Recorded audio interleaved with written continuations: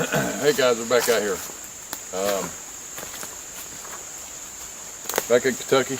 This is, we've done this shot, I don't know how many times. Every time we get back to upload the SD card, it's corrupt or something. So this is, I don't know, freaking third time we've done this recording. So maybe this one will take. Anyway, we're standing at the location where we had a fire. And I think it, when was it? June, July? This year? June the 5th. Okay, so July 5th, my bad. Around July of 2021, we had came out to a place where it were basically Kentucky-Tennessee line, and we had come out, just put some trail cams out, and nothing exciting going on. Nice night, set up our tent. This is the location where we had a little fire, and then off on a hill we'll show you where we had our tent. And I came out to take a wee about 3 in the morning or something, I don't know, 2 or 3 or whatever. Pitch dark, pitch quiet. We're out here on a new moon. And I picked up, the fire was right here, and I remember I was taking a pee on this rock right here. Don't pay attention to the little toys. We left them toys last time we were here and they took them. So we brought back some more toys. But anyway, I'd come over here taking a little pee. Felt a little strange on my back. Just turn around. And there was the table we had set here, and I had a knife, and I picked the knife up and was just admiring the way the handle curves. And I remember doing this and kind of like, you know, just, it really is a neat handle, and that's all I was considering. I don't know if I invoked them or what. Anyway, set it down. Not sure if I set it on the table or in the pot. Next morning we found it in the pot. We heard a ting. It sounded like there was a nut or something hit that pan, but actually something might have picked it up. In this area here there was a footprint that was at least this big, and it's mashed down in the ground. So we're talking of whatever pushed that in the ground, probably 300 or 400 pounds. So I'd walk back up, and on the way up to that area there, I could see red eyes. Now I had a red light, and I could see red eyes. And I was moving around, and I can confirm it was red eyes, and maybe a possum, I don't know. I wasn't paying any attention, wasn't excited. It'd been a really quiet night, and I went into the tent and told him that something was watching us. And he was a little nervous about me getting out of the tent because he had already heard something and kind of spooked him for some reason. And he, so I don't know, about an hour or two later, that's when all hell broke loose. The only way I can describe the sound is if I were to take my pickup truck, tie a rope to the ball, and grab a hold of one of these trees and really start bouncing that tree. It was explosive, and it was up above us. We still going through our minds. Adolescent gorilla. We think they might have got up there and was pulling 2 trees. We even heard a knock, like he was pulling 2 trees together at the same time up there to make a knock. The power of something to take 2 trees and just go BAM! Anyway, Another branch as well. Right, so it was crazy.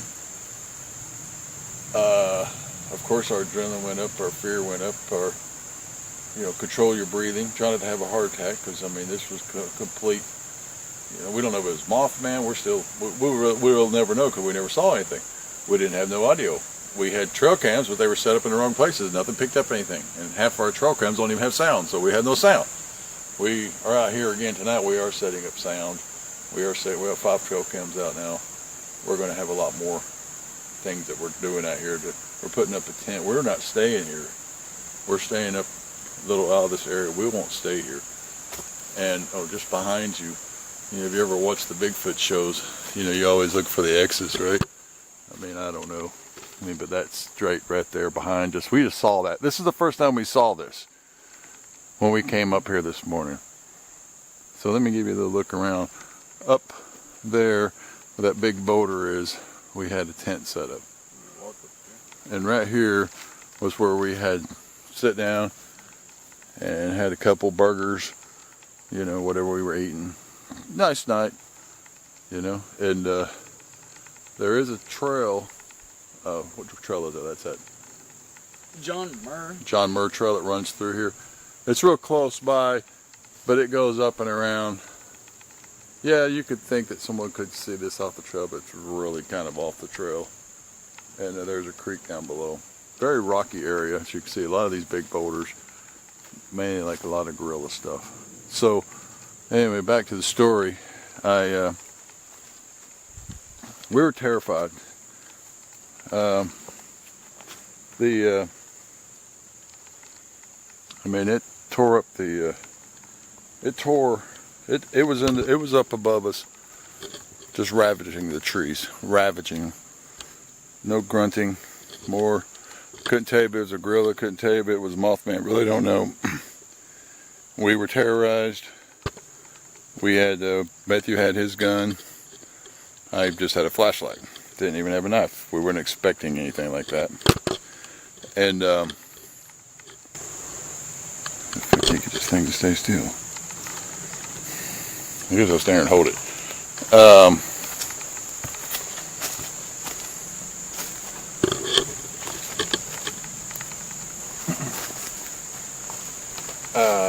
So terrorizing sound.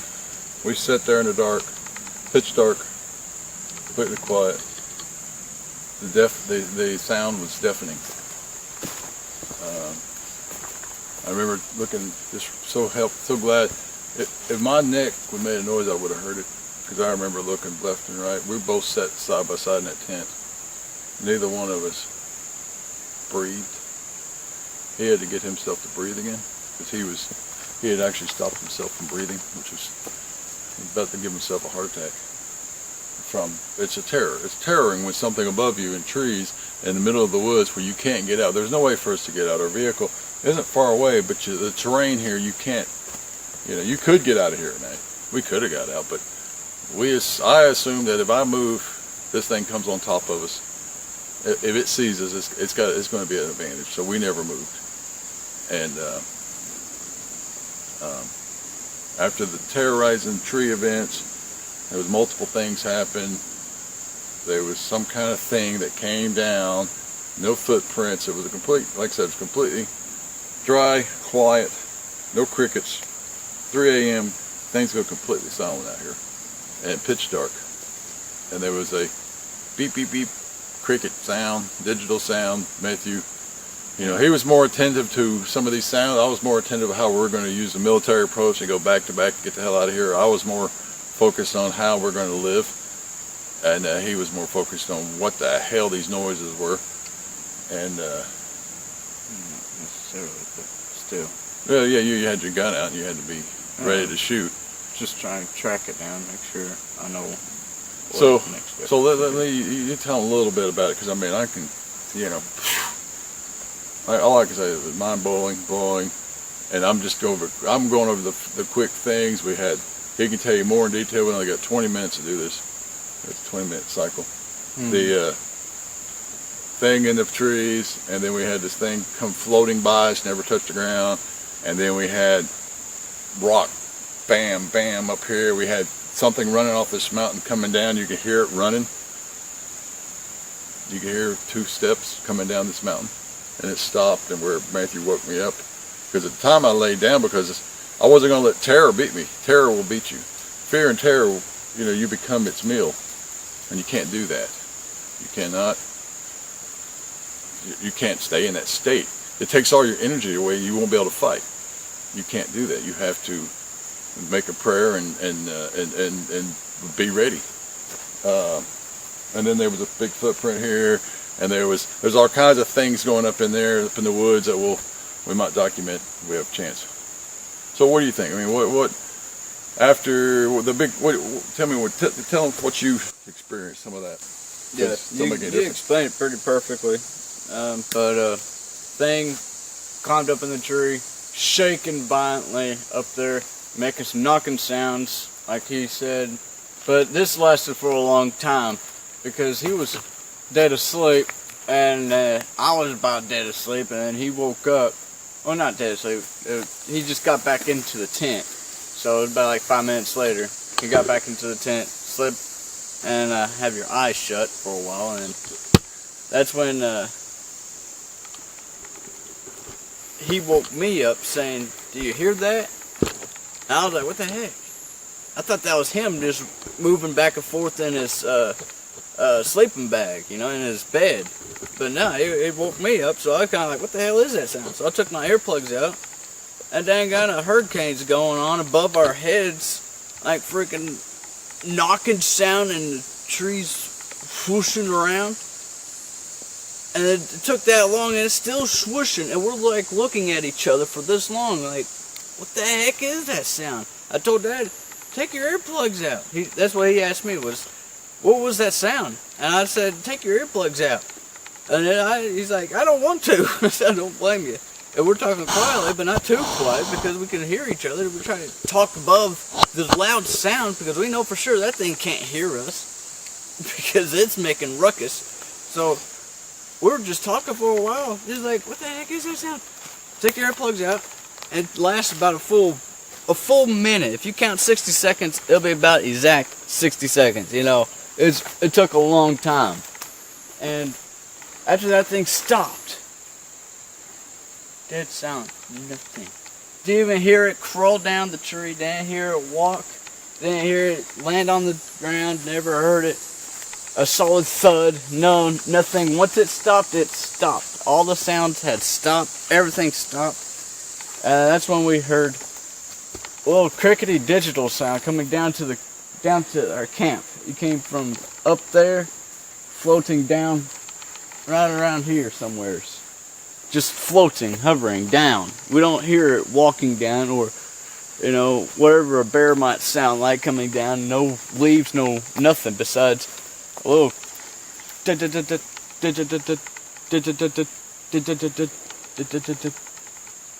That's it. But it was a crickety sound, so it was like a vibrating cricketable sound coming through. So we were like, what the hell is that? And that's whenever I told Dad he's down by the creek, and me and him's terrified at this moment, so I didn't use no actual vocals. It was just all breath of air explaining, saying, it's down by the creek. No vibration in my mouth, no way to actually make a sound, just enough to a whisper, quieter than that. And that's when we heard the tick in the pan, and we were stunned, tired. At this moment, we just like, okay, we're just gonna sleep it off. I mean, you know, this is when my heart was racing, because I almost holding my breath for so long, about to knock myself out or something wrong. So I had to lay back down, calm down, because Dad was already laid down, and he ain't gonna be terrorized. So after that thing, Dad woke me up saying, you heard that? And I took my earplugs out again this last time, and that's when I heard that big old solid knock, like a big rock hitting another rock solid, just enough where the rock won't bust or roll. It was one hit, one solid sound, one knock. Boom! From a rock to rock. Boom! You could feel it in the ground. We were laying on the ground, so we felt the vibration from all the way up there. It sounded like it was way up there. And after that, a few seconds later, that's when we heard.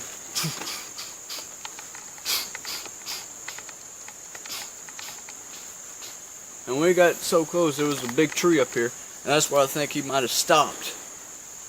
But right before he stopped, I woke up Dad saying, Dad, I'm about to fire this gun. He's by the tree. So Dad woke up and said, okay, well, I ain't going to get up. You know, because he's going to have to shoot across me. I'm about to shoot across him. So I had to at least warn him, saying, I'm about to fire this gun because this thing's getting closer. If it gets another foot closer, I'm going to take it off safety and bring the trigger back for this one. And he never got any closer. I laid there waiting for him to shoot, fell asleep, started snoring. Mm-hmm. That's when the woodpecker came through. Yeah, we had a crazy woodpecker that was really, really is one of those fearless woodpeckers. I've never seen one so mad. It took him, what, 10, 15 minutes to get out of these woods. He went way off that way. Just barking, mad, pissed off. I've only got like 5 more minutes on this recording. We'll show you where the, so this was where our camp was. This is where our fire was. This is where we had a little camp. And then right up through here is where we had the tent. We're on a trail.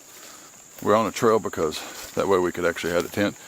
You know, we can camp without getting ran out of these woods, because you're supposed to camp in designated sites. And see, up here between these rocks is where we were camping. And we had a tent set up in this little hole here. I was laying, my head was right up in here, Matt was like right there. We were pretty much kind of stuck laying together in this little area here. And right down there is where we heard the thing go across this field and go down to that area. And it was, like you said, it was the digital cricket. We don't know, you know, like I said, I believe there's aliens up here now. I believe there's Mothman up here. I believe there's Bigfoot up here. I believe there's all kinds of weird things up here. From what I could tell, you know, there's all kinds of things up in these woods. So it was very terrifying. I know I was traumatized. I still occasionally find myself in that tent. I hear a crack or something outside and I'm in the dark. I feel like I'm back in that tent. So we're still tripping, still coming back over that. And that was, what, 3 or 4 months ago. Yeah. But you can see how rocky this area is. It's a great habitat for gorillas and a great habitat for anything that wants to hide. We've got trail cams up here where we've caught mountain lions and bears. We're going to be going up and checking them. Like I said, we do have 5 trail cams. We're setting up a little booby trap tonight. We're putting up a fake tent. We're putting up a tent here, not a fake one. And we're going to make a little fire. And we're going to invite them to come out here tonight and visit this area. We're going to have lots of cams out and audio recording devices to see if we can catch any of that strange stuff. But I'm going to go ahead and, I think, cut this off.